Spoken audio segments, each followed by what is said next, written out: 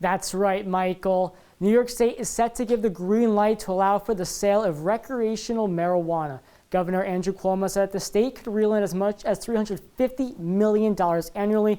Let's take a look at some of the figures. By 2023, they're projecting at least $160 million in revenue, and that could go up to as much as $800 million in 2027. Now, adults over the age of 21 years old will be given the ability to buy cannabis products for personal use. Also, New Yorkers are now allowed to grow up to 3 mature and 3 immature plants for consumption, but it'll be some time before sales will be allowed in New York State. Lawmakers believe it can take as long as 18 months to 2 years from now until this could happen.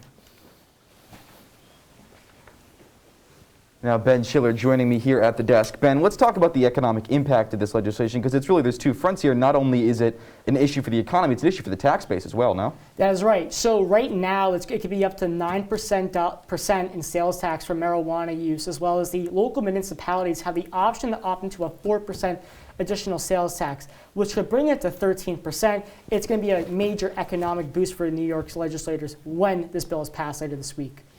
So, Ben, when we talk about marijuana, this debate, always a big part of it is the criminality issue.